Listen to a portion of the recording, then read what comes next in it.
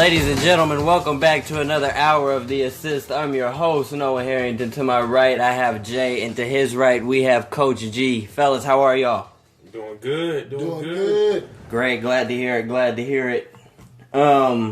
We got some stuff on the board for this hour of The Assist.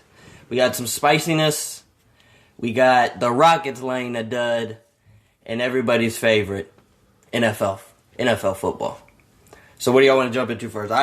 Personally, I know we jump into basketball first a lot up here. I kind of want to get some. I want to talk football today. It's football. It's a football weekend. Yes, it is. So these games are from the 11th and 12th of January, of course. So what? You want to start with the first game? Let's go. Who was the first game? Was it 49ers? The 49ers. Okay, that's what I thought it was. Minnesota. All right, so we got 49ers versus San Francisco 49ers. I apologize, ladies and gentlemen. San Francisco 49ers versus the Minnesota Vikings. 49ers came out on top 27-10. I just want to say I'm happy for the 49ers in that game. Mm-hmm. They had a good season. I want to say they was 13-3 this season. 14 now. Yeah, 13-3. Yeah, going into regular that game. season. Yeah. They had a really good season. And, they were the sleeper of the whole season, I would say. I don't think of the whole season. I wouldn't say that. Going into the season, nobody expected them to be this good. Yeah, well, okay, I'll say before going into the season, the expectation was not that. You wouldn't think their record would be what it is now. When you went into the season, you thought, okay, the Patriots might make a run. Seahawks are always good for a run. We thought the Browns was gonna make a run. Don't even get me started on the Browns. So you saw the Vikings. Didn't see them. You saw the Vikings making a deeper push than the 49ers? No. But not necessarily.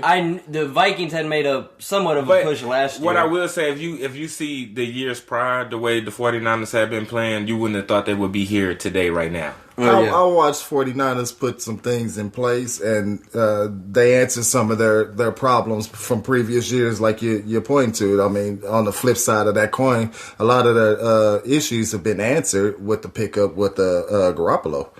Yeah. I mean, defensively, they showed up big this year, too. Oh, yeah, and Richard Sherman, he held his own. Offensively, being a product of Belichick, so understanding, having that behind you on your resume, facts. And then to complement that with the defense and the defense has some studs on there. Let's just call it for what it is. You got Bosa, you got Sherman sitting back there, and them not the only two, studs on this defense. They play collectively, they gang tackle, they show up when they tackle. If you don't know what that means, they bring a hat and they put a little stank on your ass when they hit you. So it's a physical team. And defense won this game because, they held the Vikings to 10 points. Yeah. And Kirk Cousins had the best game. And that's what I'm saying. Defensively, the 49ers have stepped up tremendously this year. Tremendously. They had a lot of flack early in the season. That I saw this coming, but I really, these two teams... Okay, to your point, I really did see the 49ers trying to make a move. I mean, they like I said, they've been addressing some of their issues. I figured they would make the next round. Did you expect them to go 13-3 this season? The record, and now don't quote me on what their record would have been, but I did not expect them to make it to the playoffs. They were. I do feel like they were going to make it to the playoffs. Me too. I didn't expect them to go. I didn't expect them to win their division. But we also watched some teams sneak in with. I didn't expect them to make it to the playoffs because there's so many other teams. You didn't expect them? It was so many other teams I thought would be in the playoffs, like the Cowboys. I thought you would have the Browns in there. Yeah. And then hindsight, you look back and you're like, wow. Yeah, it's like, dang, some of the teams that you really thought would be contenders. I'm sitting up here that's I'll give them two teams that I really felt like were going to make a deeper push than what they've done.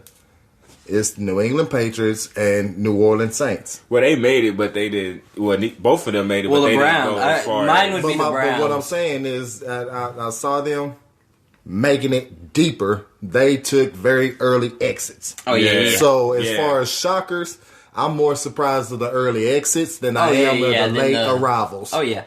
Definitely. What's his name? Their running back, Tevin Coleman. 22 rushes, 105 yards, 2 touchdowns. He had a pretty good game. It was a very defensive game. That's not a lot of rushing yards, but like I said, yeah, it was a very defensive game. They held the Vikings to 21 rushing yards, a little over. So that's insane. Yeah, that's insane. And Kirk Cousins threw 29 passes, completed 21 of them, 171 yards, a touchdown and a pick. That was better than Jimmy G's game. Now, I will say this as far as a surprise standout individual. Okay, Kirk Cousins definitely gets that award. Kirk Cousins is that sure. Always. He's always for sure. He came to play. He showed up, showed out, did what he was needed to do. Showed out as much as he could. As much as he could. I mean, the second best defense in the NFL. When you give a good effort, you really don't have too much to shame yourself or look back on. You gave it. You left it on the field. You did what you could. Mm-hmm. Okay, nothing to be ashamed about that. That's an honorable death. I can take that. I can live with that. All right, ladies and gentlemen, now we got to get to the shocker of NFL playoff weekend. It was the next game. It came on the 11th. I was hurt by it. Our prediction were way off. Yeah, we we got one right. The 49ers game right. Slam dunked that one. Yeah. Or scored a touchdown. All right, so the next game we predicted was the Titans versus the Ravens. And last time we were on here, we said it was the Ravens versus the Titans. And I guess the Titans might have heard that or something got mad at us because they said no. Yeah. No, the assist. It's the Titans versus the Ravens. Titans came out with the victory 28-12. They said we here. Complete. I mean, they didn't shut Lamar down, but Lamar Jackson is not the quarterback to throw 59 passes. He threw 59 passes. What I will say, they didn't necessarily shut him down, but they made it hard for him to do anything. You could see him literally scrambling back and forth in the pocket because he literally had nowhere to go. The receivers was all covered. They played some of the best defense I ever seen them play ever. He led the team in rushing. I am so glad y'all said it the way y'all said it because I'm gonna have to strongly disagree. They absolutely shut Lamar Jackson down. And let me point out 365 passing yards. What ended up, the game plan was to make him throw to the outside, nothing coming down the middle. Period. Your throws are going to come outside, and then when you do take off running, they want you to run laterally. They want you to run from east to west, not north and south. And he did a lot of running that was east to west. And they did have a lot of injuries. They had a few injuries. I think they had a running back injury and a receiver injury. That was like the perfect formula to disrupt that offense and what they had going. I feel like they didn't shut him down. I feel like his offensive line let him down. No, they didn't shut him down. I'll say this. They didn't shut him down because many plays, and he had 365 passing yards, and then he led the team in rushing. So I don't think they shut him down. They just made it very, very. They put him in a very uncomfortable position. His offensive line was not prepared for that defensive line. And he wasn't prepared for the defense that was thrown at him. You have to show up and come and play. However, his team wasn't able to rally behind him in his efforts toward the end of the game. If it wasn't for the last 6 minutes of the game, then yeah, absolutely he'd have been shut out. He made some things happen. They ended up getting on the board due to his legs and driving the ball down the field. He did have 2 picks and a touchdown. He threw some picks. That one pick was 60 passes. One of them was he had 3 turnovers. One of those turnovers was not his fault. Yeah, I was about to say I can't say all of that was a perfect ball. He threw it right to his hands. The dude just couldn't hold on to it. Snead was not helping him at all. His receiving core was just not helping that man. He was missing a piece.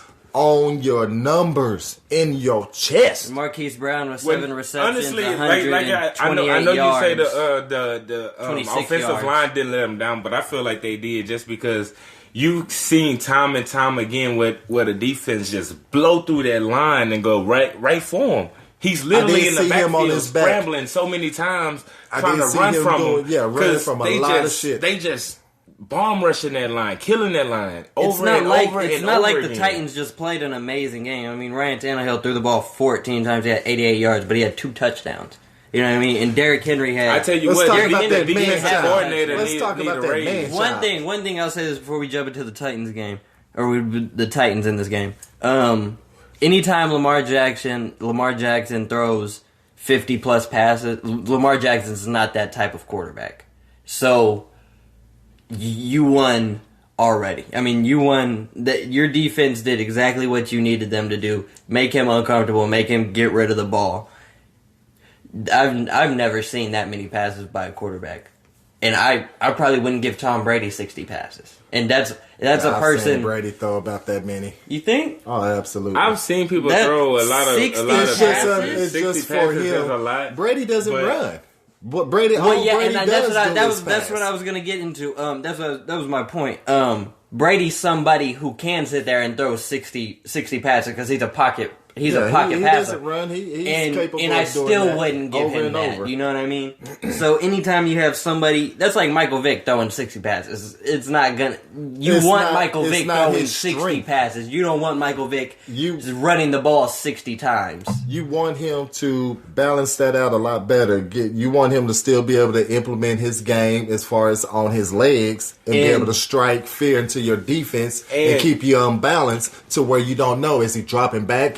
But as soon as you're able to key in and make him run east and west, know that these passes are going to come out. And when they do come out, they're going to the outside. That makes your game plan just a little bit easier. We can start sneaking these guys coming in through the middle and have them scrambling around a little bit. Give them, don't let him plant his feet and get behind them throws. So driving them balls down the field is out the question now. So you're looking for these little 7 and 10 yard dinkers, which it's not helping you. And your receivers on top of that is just killing you because they're not on sync with the game plan of what's going on because you've disrupted Lamar Jackson and his flow. He next year he's going to be able to his passing is going to be very it's going to be very improved. Very elevated for sure. I can tell you 2 weeks ago, he did make the comment he wants to be more Brady-esque. Oh, yeah. Then a week ago, he did get to talk to Brady, and again, he alluded to that. So I do feel like that's something that he already knows that he wants to work on. It's something that I bet you today he's probably already hitting the gym, working on being accurate with that. And honestly, I'm gonna just say that boy was throwing that ball amazingly. But I can't even though he threw so many passes like that, he was throwing some. But even one still, being his fault. Even still, he was throwing some amazing passes. I'm talking about these guys would have 2-3 defenders on them, and he would squeeze the ball in between all these guys. Well, that's Lamar Jackson. Defender. That was amazing. Some of those plays was amazing. We got to jump into the Titans. I got a problem. We were going to talk about the man-child, but I got a problem with the man-child. And what's that? He didn't score. Ryan Tannehill can't have more touchdowns than you. Rushing. Right, more rushing touchdowns, sorry. Ryan Tannehill, 6 carries, 13 yards. I don't have a problem. 1 rushing touchdown. Derrick Henry, 30 carries, 195 yards. 6.5 average, your yards per carry. That was his average on that. 0 touchdowns. Yep, but you want to know something though? It was still a team effort. I was just gonna say that it's no I in team. I don't have a problem with it if you got somebody that can push this ball down the field and you know he gonna drive it down the field and they expecting him to get the ball and we can get the easier touchdown. If you drive it in, I'm gonna let you drive it in every time. Now I'm not gonna expect that kind of performance every single game, but I'm not mad at it this game. Given the fact that they had a plan and I feel like they stuck with it and it worked. You know what I mean? If you got a plan and it's working, with defenses working, then it makes the offense work. You know what I mean? Facts. That's just I think that's just universal law. I just want to tip my hat off to the coach, Titans coach over there. Did your thing, but. I mean, the offensive coach, good job, but the defensive coordinator, oh my God! You could see it was a defensive game. They had the defensive coordinator, gave up 12 points. He deserves a raise. Yeah, he's been studying Lamar all year. Trying to get one of these head coaching jobs somewhere. The Titans have won 2 games back to back that nobody thought they was going to win. Exactly. Either one of them. Probably I had to get them one of them head coaching jobs somewhere. I'm telling you. Probably. I got to figure out who their defensive coordinator is, and we'll have to keep an eye on him. We're going to jump to our first commercial break. We got 2 more games to jump into after the break, so stay tuned in.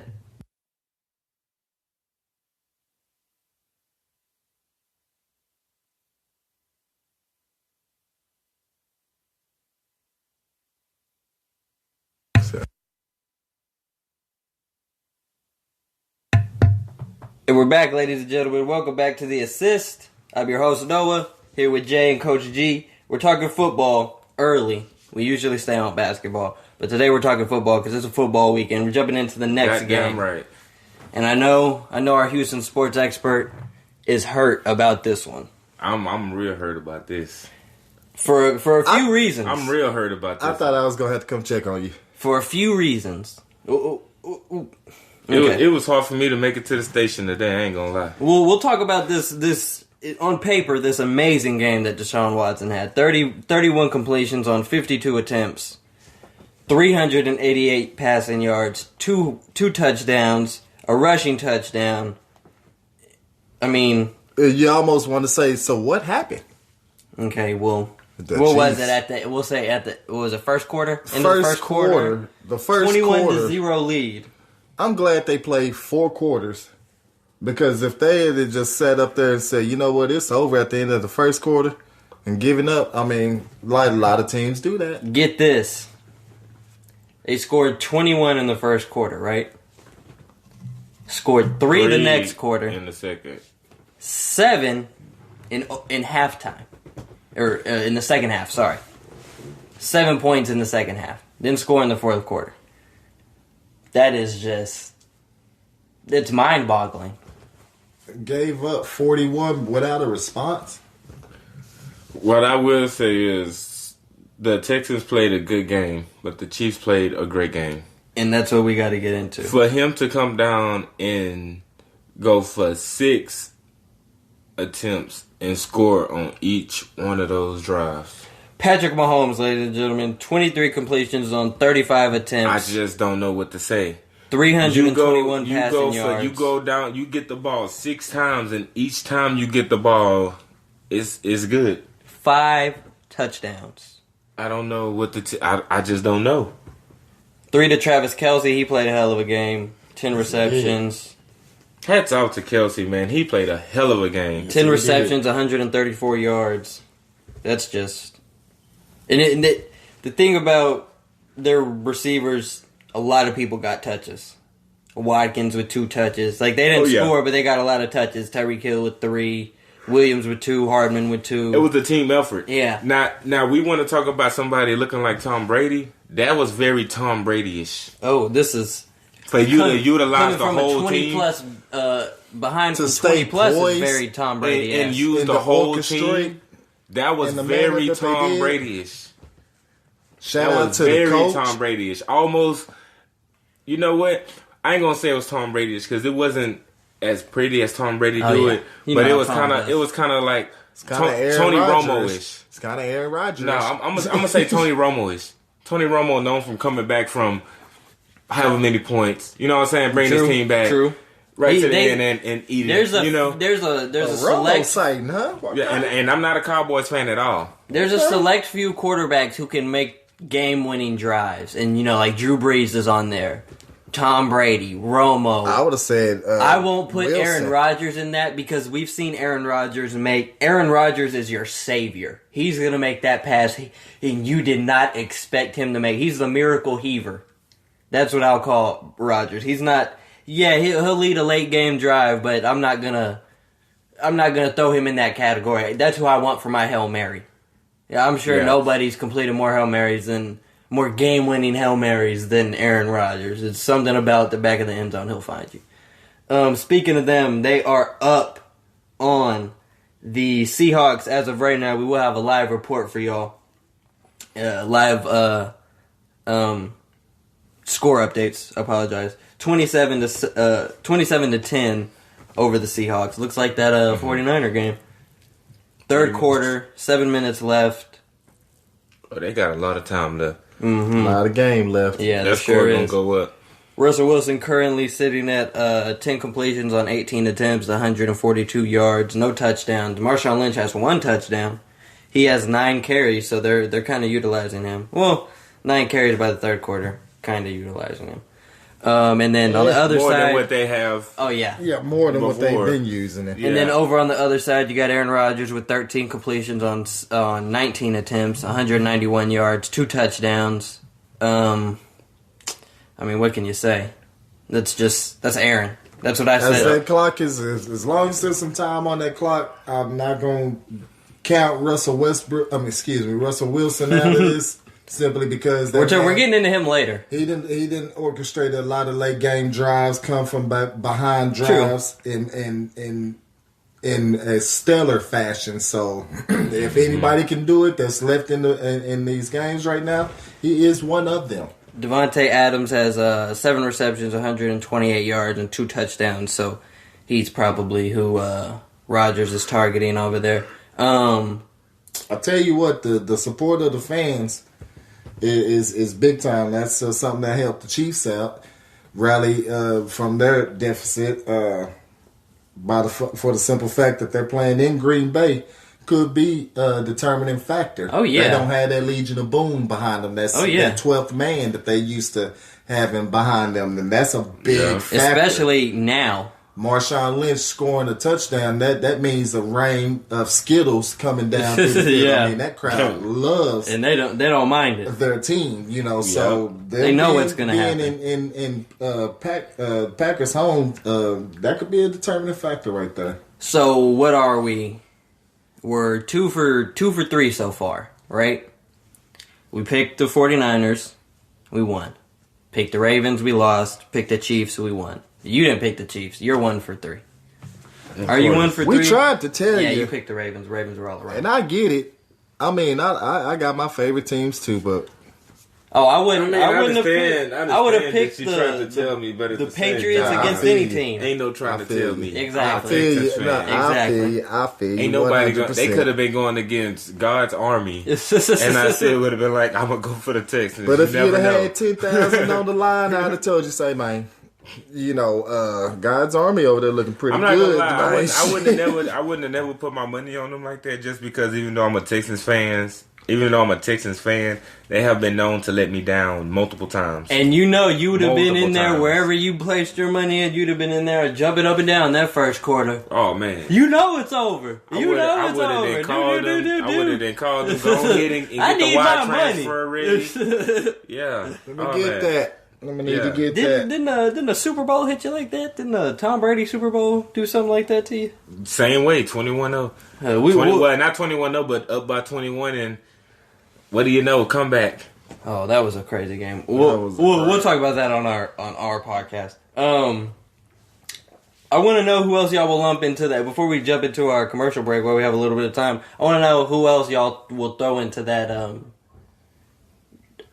We'll save that actually. Sorry, late quarter heroics. I was gonna say late game drives, but we got to talk about this college football game. We talked a little bit about it. I want to hear y'all's predictions. We've seen. I told you, Tigers been watching win. ESPN. Come on now, a Tiger will win this. Yes. A Tiger will win this. If y'all don't know, I hope y'all know. But if you don't know, you got LSU Tigers versus Clemson Tigers. We've been watching ESPN all week, or whatever. I want to know if has predictions changed. I have to go with LSU. You already know. They all right, undefeated. Staying the same. They're both undefeated. They both undefeated. They both ran the table. Clemson is undefeated. Both 14-0. Okay, good. So Clemson won their last game. Yeah. Good job. Yeah.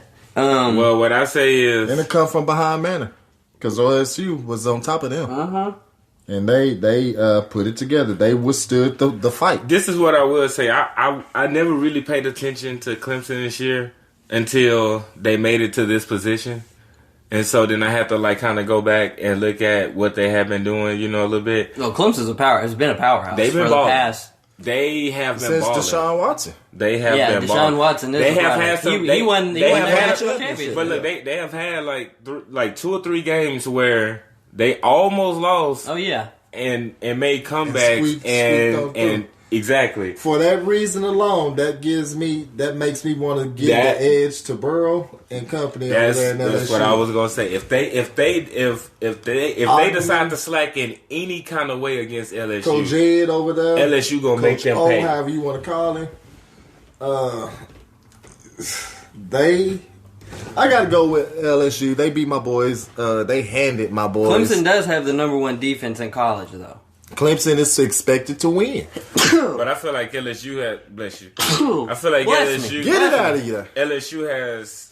I feel like the better quarterback out of the two. Oh, yeah. Burrow's going to kill him. Absolutely. And that's what all I've been seeing on the headlines is this Clemson defense going to be ready for this Heisman Trophy winner, or is this Heisman Trophy winner going to fall under pressure? I'll tell you what. Because we've seen that happen before. Yeah. We've seen it plenty of times. Now, what I will say, a lot of people are looking at how LSU ended up rolling through OU. OU has very little secondary. Their corners. Oh, yeah. Their defense was not prepared for going against 6'3" and 6'5" foot receivers. So you got, please understand that don't take that in consideration. It's easy to throw over the top when you got big receivers. That's the problem with when these you match up classes. A little bit better. When your defense matches up a lot better, it makes it a brand new game. So it's going to be an interesting championship. It's going to be one that you definitely want to catch. As far as it being a blowout, I don't think a blowout. Can y'all give me a score? I'm going 27-14.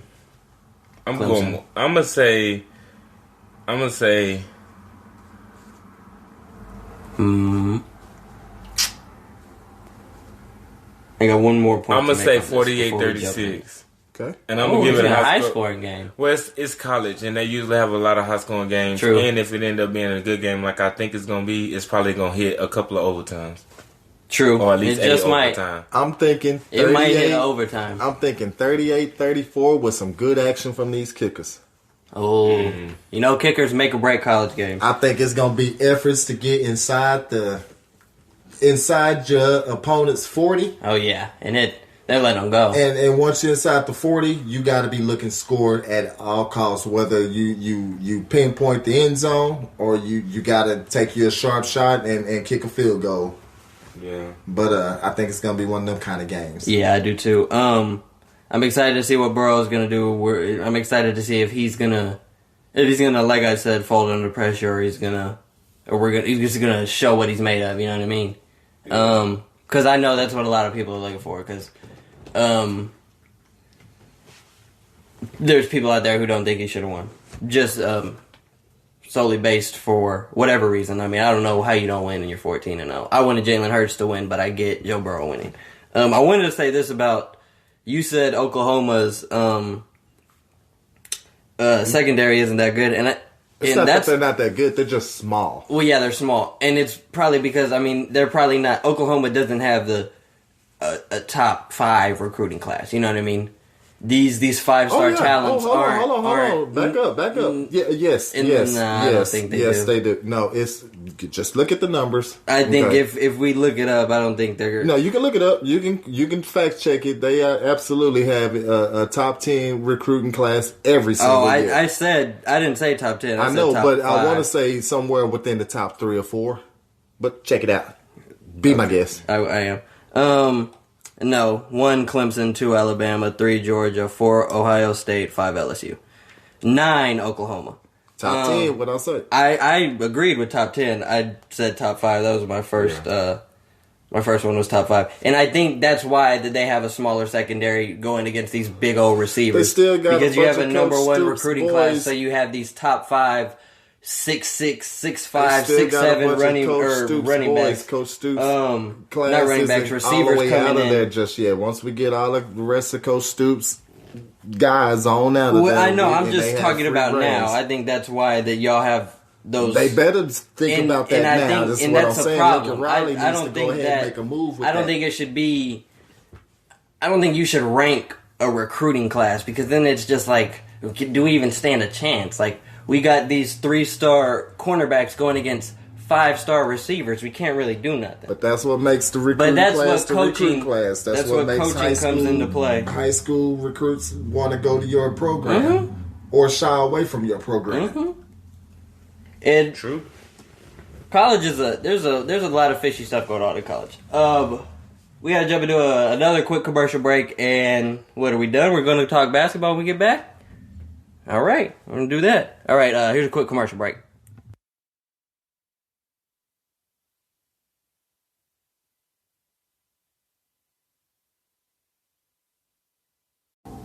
And we're back, ladies and gentlemen. Welcome back to the last half hour of The Assist. If you're just tuning in, I'm your host, Noah Harrington. To my right, I have Jay, and to his right, we have Coach G. We're done with football. We're jumping back into basketball. It's usually where we start, but we were in a football mood today, ladies and gentlemen, and I'm sure y'all were too. So yeah, we're going to talk basketball. There was some spiciness going on earlier this week. You want to jump into that first? Let's get to the spiciness. You know, we love some spiciness up here at The Assist. Kevin Durant versus Kendrick Perkins. Oh, man. No, ladies and gentlemen, they didn't box. They didn't fight. Just got into a little Twitter war. You know, that's what Kevin Durant loves to do. With each other. Likes to hide behind the computer. And that's my favorite player, and he's known for Twitter. We're getting very spicy. I'm getting everything pulled up right now. A lot of tweets is stemmed from what I think is Kendrick Perkins tweeting something to kind of bait Kevin Durant. He said Russell Westbrook's the greatest Oklahoma City Thunder to ever play for the Thunder, this, that, and the third. And to me, that's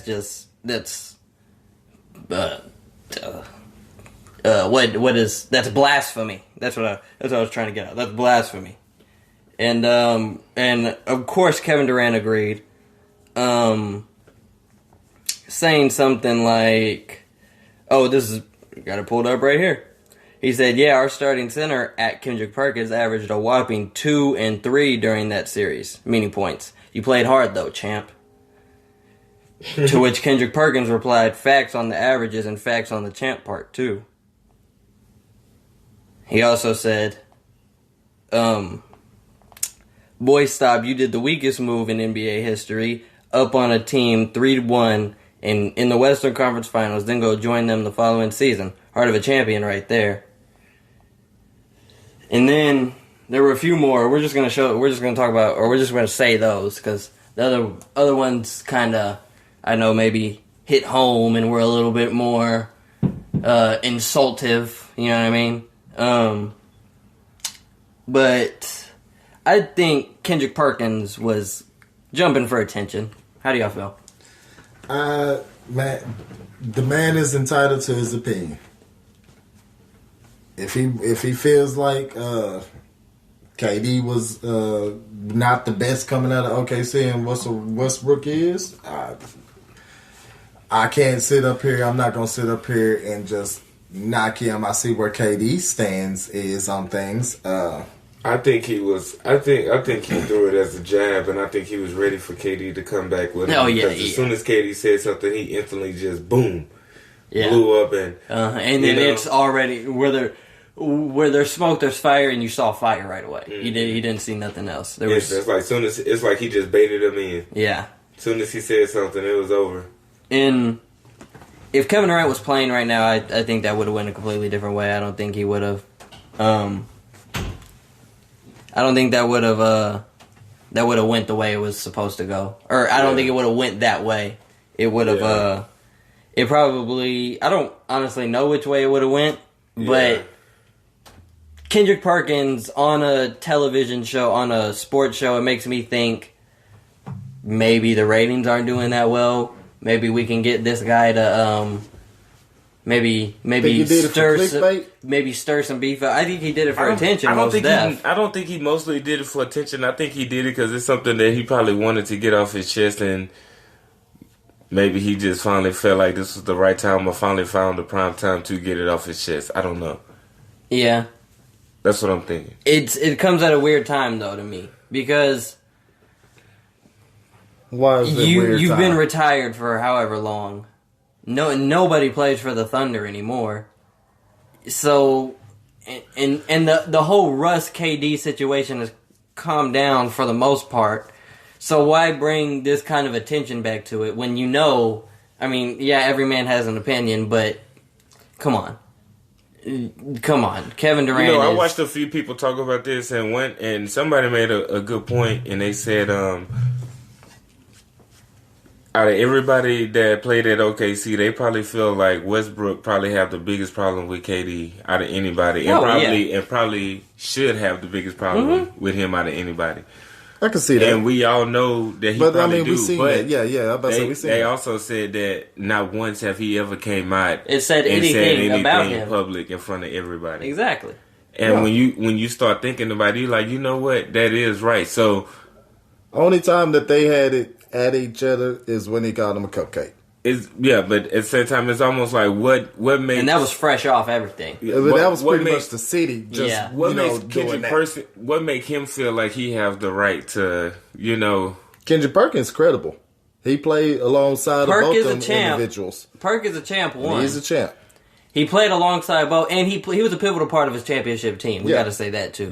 Yeah. Where Kevin Durant was shunning him and making jokes 2 or 3 points. When you were on our championship team, yes, Kevin, that's maybe a reason y'all didn't win in Miami, but that's not the sole reason. Kendrick Perkins producing would have helped y'all win. Well, I'm not saying he's not credible. I'm saying if Westbrook is supposed to be the person that probably had the biggest problem with him, and he's not voicing it out, why are you? Why are you? Exactly. You know that's what I mean? my thing. That's what I'm saying. And that again goes. That's what to I me. don't understand. He has it. Has his right to his opinion. If he feel like hey, I played against him, who I would want to carry on playing with, I guess is what he's saying will be Westbrook. He likes his body of work. But which into a lot of people's eyes is going to probably 85% of the people is going to be blasphemy. Like you said, there's probably going to be that little slim percentage that can see the people that still hate KD. They're going to agree, and it may come off a lot of KD hating, a lot of KD. And I think that's where it stems backlash. From. Because look what he brought up as soon as KD said something. But boy, you did the weakest move in NBA history. Blah blah blah blah blah blah. But nonetheless, everything that was said.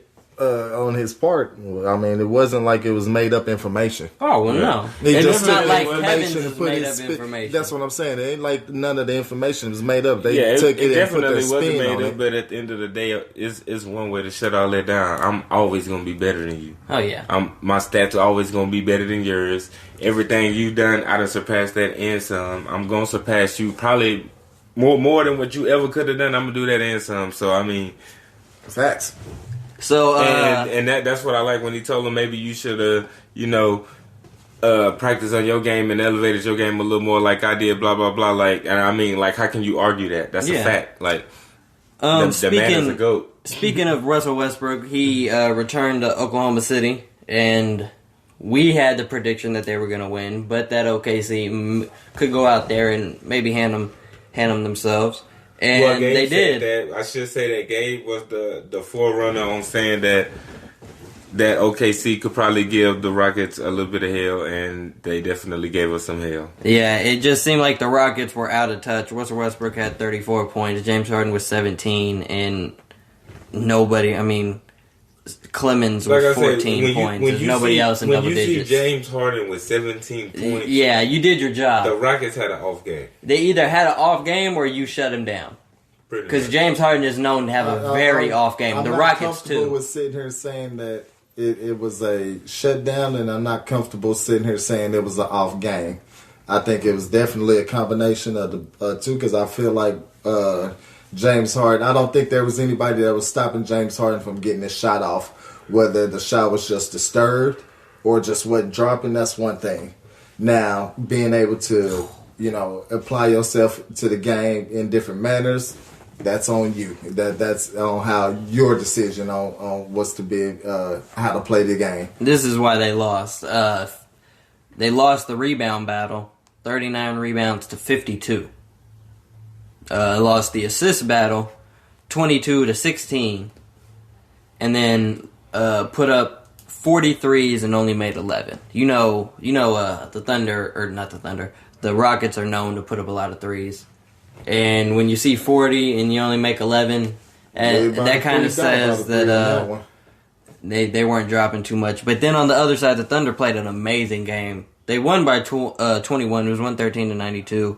Danilo Gallinari with 11 rebounds and 23 points. Steven Adams with 15 points. Nice. Shai Gilgeous with 20. Paul with 18. Dennis Schroeder with 16. Compared to the Rockets, 3 people in double digits. So, and that's just a game where your team come together and everybody ball out. Yeah. The Rockets ended up getting it together, though. They ended up, they played, their next game was against the Timberwolves, and they beat them by 30. James Harden and Russell Westbrook, back to doing James Harden and Russell Westbrook things. James Harden with 32 points and 12 rebounds and 8 assists, and then Russell Westbrook with 30 points, 10 assists, and 6 rebounds. Russ did better than what I thought he was going to do. I feel like Russ is starting to find himself. Yeah, he's starting to get back, and, Russ was going through a little sluggish start. Eric Gordon with 17. Everybody knew that was going to happen, and I'm so happy that Eric Gordon is back. Oh my God, y'all have no idea. Yeah, he is a big help to the Rockets. He's a 3, and he's not scared to shoot it. Them 17 points are like almost guaranteed from him every game. So this game they won the rebound battle, 58-44. Put up 45 threes, made 18. So you know they're known to put up. Like I just said, last game they put up 40. They put up 45 now. So yeah, it was a pretty good game for them. 30-point win is always a good game, right? Yep. Always. So LeBron and Luka played, and that was we saw the stats going around of them at 20, and Luka averaging 29 points and LeBron averaging 27 points. I want to know, but before we even get into stats and anything, I want to know who make the jerseys for these guys again? Nike. I've never seen these guys rip so many jerseys in my life. Well, see, they're not the jerseys we wear. You know what I mean? They're not the Mitchell and Ness. They don't feel like that. They're like almost like a dry fit kind of. I guess like a t-shirt type feel. But what I'm saying is, before you said we were with Nike, right? Yeah. Before it used to be Adidas, I want to say, right? Yeah, Adidas was the one. I never seen these guys because they were a different type of fabric. I know, but this is insane. Oh yeah, and we've seen this since and this what I seen Giannis do it. Mm-hmm. It's like multiple guys is out here ripping jerseys before Luka came to the league. This is crazy. You know what I mean? Like, what is this? Yeah, they're a lot more pliable, I guess. How business goes when you're able to make a product in mass production, able to make it lighter, perform, but that may be one of your drawbacks. Is it's easy to rip. It's not temper proof. Yeah, temper proof because there weren't no tempers flaring in this game. LeBron with 35 and 16 rebounds, 7 assists. That ain't when Luka got mad. Well, that was the game when Luka got mad and ripped his jersey. Yeah, but I was talking like fights. We've had a lot of spiciness up here. They wasn't spicy like that. He was just a little frustrated that things weren't going this way. He didn't get that call. It was a little call. Contavious Caldwell Pope came down on top of his hand, kind of popped that finger a little bit. He was mad he didn't get that call and got a little frustrated. Luka held his own with 25, 10, and 7. They did take an L, 129-114. Tim Hardaway Jr. with 22 points. This was an AD-less Lakers. And like I said, LeBron with 35, Kyle Kuzma with 26, Rondo with 10, Dwight Howard with 10. Got the job done with no AD. To see Kuz step up too, I'm proud of that too. And honestly, it's still good to see them like playing well, even though they got all this stuff going around. Like they hold the contract extension. Yeah, Kuz getting shot. Like like it's, you know what I mean. Lakers played their next game. They played the Thunder. Came through with another win. This was a LeBron-less and Anthony Davis-less game, 125-110. Kuz showed out. This game we're talking about Kuz. Got to talk about him. Yeah, seven rebounds, 0 assists. Channeled his inner Kobe, and then 36 points. And ain't nothing wrong with channeling that inner Kobe. Oh, not at all. You gotta do that. I'm not passing it. I'm gonna shoot it, and I'm gonna make it. I'm gonna beat this team. And then Rondo with 21 points, 8 assists, 12 rebounds. That's big for Rondo. Dwight with 14 rebounds, 12 points. Troy Daniels with 12 points. Quinn Cook with 13 points. Alex Caruso with 11 points. Kentavious Caldwell Pope with 11 points. So it was just a great all-around effort. Yep, all-around effort from everybody. AD and LeBron are out. We got to step up. And that's exactly the type of game that was. Exactly what they did. And it's good to see Kuz step up with both of them two. Exactly what we just said. Proving himself, Don't trade me. Everybody's talking down on him, and all this, but he's steady proving himself. And then on the other side, you got. He could be up in that stock. Make it to where we can get a little bit more for him. Yeah, like, hey, true. Chris is balling. Y'all know he balling, so give us a little something more. So I mean, it could go both ways, but he definitely is working things in his favor right now. He's either trying to play hard and get his stock up, or trying to stay with the Lakers and show that I am worth it. Yeah, I wouldn't want to be trying to get my stock up if I'm on the Lakers right now. If I'm on the Lakers right now, I absolutely am trying to do everything I possibly can to ride this wave. Oh, yeah. And make it happen. Danilo, but it's a business. On the other side with Thunder, had 24 points. The Italian, I saw his nickname somewhere the other day. I forgot. I'll have to search it up and tell y'all. But that Italian man he's a bucket. Danilo with 24.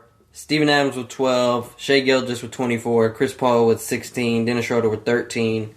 So, I mean, all-around effort kind of, just didn't really get the job done. Would have liked to see more from Steven Adams. He probably could have, you can do more than 12 points. So the upset was the Knicks versus the Heat. The Knicks beat the Heat. We've been up here, We've been up here co-signing the Heat, and they didn't get it done. And Jimmy Butler, it was a close game. The Knicks won by 3, 124-121. You got Bam Adebayo with the Heat with 15 points. Jimmy with 10 and 25. That's 10 rebounds, 25 points. Nunn with 20. Robinson with 11. Tyler Hero with 15. James Johnson with 19.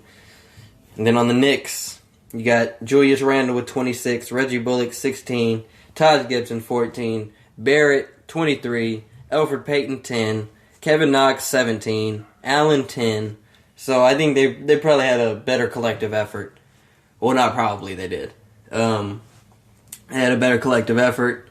Snuck out with the win. 3-point win. Surprising win, really.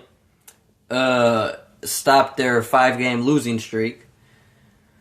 So, I guess just big shout out to the Knicks, right? Big shout out to the Knicks. Knicks got a lot that they are fighting. I mean, if one team is going through adversity, that's one team that I had to put on that list. Yeah. The way that the city, I mean, the whole city is a hard market to play for.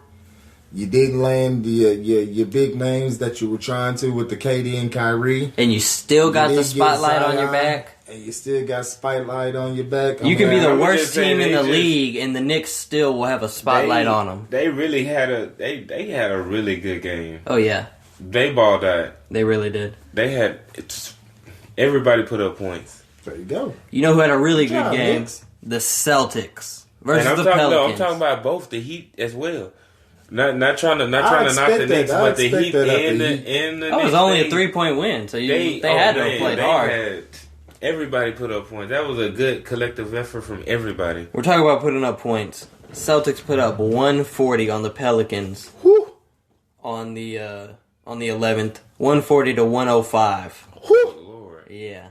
So Celtics. A 35-point ass whooping. Point leader was Jason Tatum with 41. You got Gordon Hayward with 19, Jaylen Brown 13, Kemba 17, Enes Kanter off the bench with 22 and 19. Ugh. So, I mean, usually when you have your person scoring 41, you don't really have much production. Like, it's maybe 10 points, 8 points. If you have another superstar, they can go 40 and 40, 40 and 20. They'll have that. But you don't really have a great collective effort if somebody's having a 40-point game, you know what I mean? And they really did that. You know, Gordon Hayward, that's big, 19 points. I mean, when you score 140, you didn't really need that 19 points in hindsight, but hey, it helps. They'll take it. Exactly. Zach Lavine, we're talking about putting up points. Somebody in their bag right now. Oh my goodness. Man, he'd look good over in LA. He really would. I'm telling you, he looked good over in LA. He really, really would. I bet y'all would love him in LA, huh? And he's just been balling. Fucking right, we would. 43. That boy put up 20 consecutive points for his team. 20 straight points. And they lost to the Pacers, 116-105. 20, like nobody scored but him. 20 straight points. Miles Turner had 27 and 14. You know, and then on the other side, that's a great kill streak. Hold on, can we just acknowledge how crazy that is? 20 consecutive points for your team. Nobody he had 43 in 38 minutes. Klay Thompson bag. Kobe White had 23 points. That's something Klay Thompson would do. Run off 20 straight on you like that. That was insane. Yeah, that's a very Klay Thompson-esque thing to do. And he didn't even do it in that. And he wasn't just shooting threes. He's taking you to the cup. He's shooting a little bit. Yeah, he was working a couple of dudes. There was a couple of opportunities. Dudes trying to shut him down on that. He was working 18. Yeah, he showed out. And then the next game, they played the Pistons. They came out with the win, 108-99. And he had another good game. He had 25. So Zach Lavine's kind of, we've said that on here before. He's finding himself. And he's a very smooth player. He's butter smooth. So I'm excited to see when he fully finds his prime, because he's one of those people who doesn't look like, when he jumps, it doesn't look like he worked hard to do that. You know what I mean? He dunks so effortlessly. Like, he jumped from the free throw line and put it between his legs. It looked like it was just a boring dunk for him. You know what I mean? He's one of those guys, like an Aaron Gordon. He just leaps, and it just looks like it's born into him. It probably is. It's probably why it looks like that. So, CJ McCollum on his podcast said something along the lines of, well, since All-Star break is coming up, I think they could probably still implement this. A one-on-one tournament, he said, for money. I like it. Oh, I love it. I like it. I love it. I think that'll be one of the best things they ever. And I think it'll be the. And I think he said biggest, Dame was the first one to. Dame originally thought of the idea and said something. Yeah, I think he said that. Shout out Dame. So shout out Dame. That's a hell of an idea, but. It really is. I've heard that a couple times. Would you break it down in categories? I would probably do guards and forwards, and then y'all play each other. I would do position. I would do front court and back court. I would do front court and back court. That's what I would do. I would do front court and back court, because that gives you at least some 4s and 5s against each other, and the one keeps the 1s, the 3s from wrecking, and it gives you your some of your players like Kawhi's, your PGs. They could just have that for the whole day. Like, just have that the whole day. Run a game to 15 by 1. And here's the thing. They just lost some money with China. Everybody in America, in the world, would tune into this. Oh, hell yeah. If you have the names. If you have Kevin Durant. If you have a Kyrie Irving. A Stephen Curry. You know how many people would want to see like a Kevin Durant play LeBron James? Oh, my goodness. Or like, you know what I mean? And you know how much... Okay, so LeBron doesn't do the dunk contest. It's not like he's in the 3-point contest. He shows up for All-Star. But that's something, okay, I can come up here and hang out. You don't have to take that too serious. You know what I mean? Yeah. You know, in the dunk contest, you got to think of dunks. 3-point contest, you got to get out there and practice. Well, you got to be in the gym practicing. He also said that it'll be for money, and I feel like that'll make it like a... True. You know? Like and of course, that money will most likely end up going to whatever charity they choose. I would love to see the one-on-ones, because that'll actually show you who's really the best in the NBA. Exactly. Because like you have a lot of people that have talent, but they stuck on a bad team, and we say it so much. Devin Booker would probably be somewhere, but he's stuck on this team, and this guy could go here, but he's stuck on this team. You know, Devin Booker would be a top 3 finalist in one-on-ones. He bust some ass, and then you see somebody don't let James Harden. Look, you see somebody like Devin Booker bust up a James Harden, and then bust up a Steph, and then bust up a Clay, and then bust up a Dame. You know what I'm saying? You'll be like, okay, now this guy might be that good, you know? So, Friday. Exactly. So, Friday of All-Star Weekend, you have your skills challenge, and you have your Rising Stars challenge, and you have another game. Your Rising Stars, it might be a skills challenge. You have those on the Friday, and then Saturday you have your dunk contest, and then your 3-point contest, and then Sunday you got your All-Star game, right? So I think that Saturday, because you don't see anything, you see the All-Star practice and all that on that Saturday, and then they just have media until it's go time for the 3-point contest and all that stuff. So I think in that time you could fill a big time slot and make a lot of money with this game. Honestly, I feel like a lot of people wouldn't do it though, because I feel like the possibility of getting injured. But see, I think it probably has a really low possibility of injury. I feel like exactly. Oh yeah. I feel like not necessarily getting injured because if the money's right. Oh yeah. You know what I mean? Like this one game, you gonna pay me $300,000. But see, and it's like James Harden's not a real game. I do that. James Harden's not gonna guard. He doesn't care about getting scored on by Devin Booker. You know what I mean? Mm-hmm. It's about, all right, can you stop me from scoring on you? Yeah, but I think it would expose a lot of people, and I think that's the main reason why people wouldn't join, like a James Harden who doesn't play defense. Yeah, or like the people that you really want to see, and I feel like they would be pressured to do it. Oh yeah, by like people like, why you running from so and so? Why you know what I mean? Yeah. Why you acting like this? We want to see you play him. Why you acting like this? You know? Oh yeah. But I also feel like it can give the NBA like another type of hype. You know what I mean? Like, and who would y'all pick?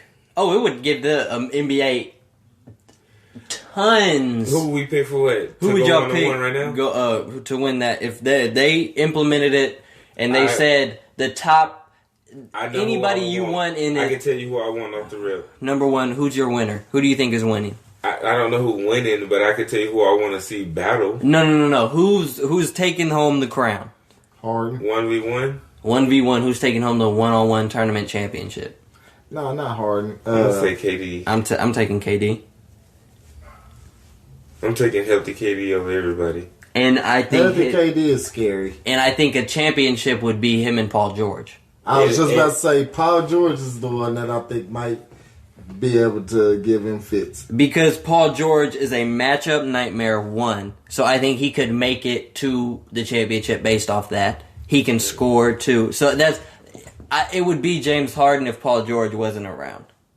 Because James Harden's unstoppable. And it would be, that game would, if it was win by 2, that game would go to however long. You wouldn't, and you know what I mean? They'd just be trading buckets. What matchup would y'all want to see? Like, outside of the championship, like, if you could pick two people. Oh, it would be the two I picked. Dang.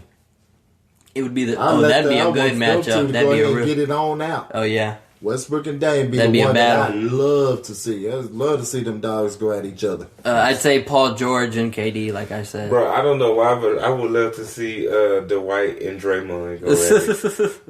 That'd be a good one. I'm just being so serious. Just to see like the two of them go, especially the way Dwight playing right now, going against the way I know Draymond is. Melo. Oh, man. Would y'all throw Melo in that tournament? Yeah. You know Melo's an amazing one-on-one player. Yeah. I'm about to say he's one of the... Probably the second best one-on-one player playing right now, just based off legacy. Cat and Joel would be good. That would be a battle. That would be a really good battle. Because they're basically the same person. Mm-hmm. They're really basically the same person. Maybe Embiid's stronger. See, I was going to say AD and Giannis. AD and Giannis would be a good one. I don't know, because Giannis is just so strong. We got to give a score update on this Packers Seahawks game. Currently, fourth quarter, 6 minutes left. Packers with the ball, 28 points. Seahawks, 23. So the Seahawks made a big push and came back.